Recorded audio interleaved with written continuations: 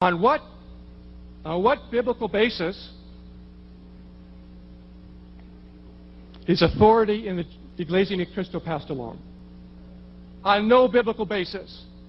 Why did Eraño Manalo become the successor to Felix Manalo? Because he was his son, that's why. Not because he has any authority. Was there an election of some sort? No.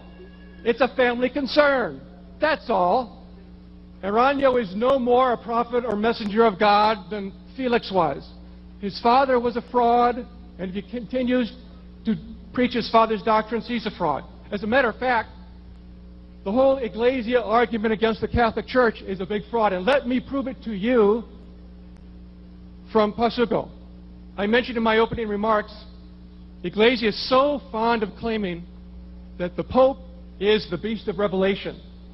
We know that the beast of Revelation has the number 666, right? Now, here's the argument. Follow this carefully. The popes have what is known as a tiara. That means a triple crown, a triply high crown, 3 levels. The beast can be identified. You find a man whose name, when added up, adds up to 666. Or a man whose title adds up to 666. Now, Iglesia Ni Cristo says 2 things. One, that the title of the Pope in Latin is Vicarius Filii Dei.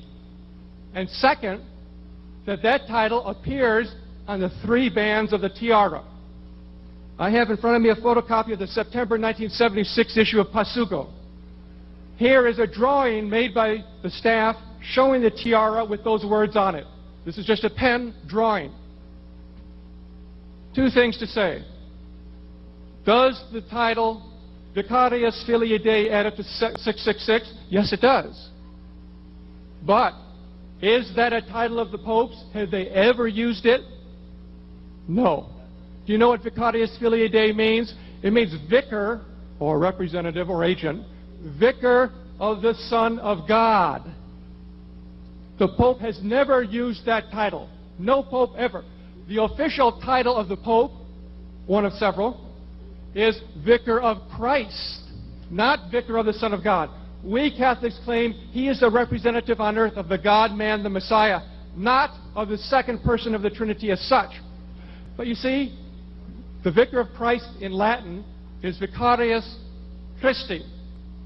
And when you add up the letters, they don't add up to 666. So the first thing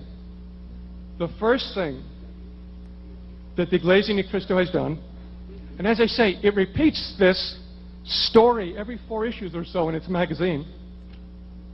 The first thing is to claim that the title of the Pope is Vicarius Filii Dei. That's a lie. It's not at all. Why does it claim that? Because it wants to find a title that adds up to 666. It doesn't care about the truth. A second point. I showed you the picture where someone penciled in the words Vicarius Filii Dei on the tiara. Have you ever seen a good photograph of the tiara? Well, the Iglesia Ni Cristo says these words are written in jewels, and that the bottom word Dei, of God, is written in 100 diamonds. Is that the case? All we have to do, I suppose if we had a lot of money, we could fly to Rome and look at the tiara, but we don't need to do that. We just turn to the cover of that same September 1976 issue of Pasugo, I should say rather the beginning of that article, where there is a picture of Pope Paul VI, who is the last pope to wear the tiara, and the picture shows that there are no words at all on the tiara. So 2 things. First, the Iglesia people, the writers in Pasugo, have lied again to you. And second, they are insulting you because on one page they show you that there are no words, and on the second they make a drawing and add in the words, and they think you're too stupid to see it.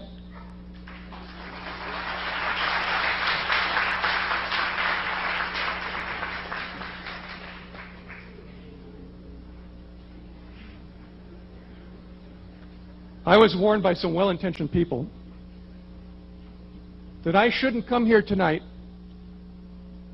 and talk tough about the fraudulence of the Iglesia Ni Cristo.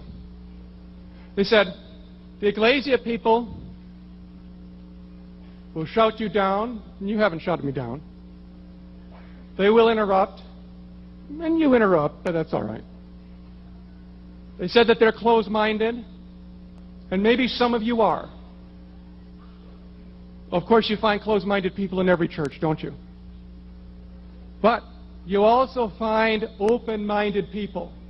Many of you who are members of Iglesia Ni Cristo were brought up as Catholics.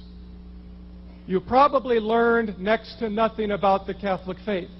I must conclude that because you're swallowing this nonsense that Iglesia puts out about the Catholic Church.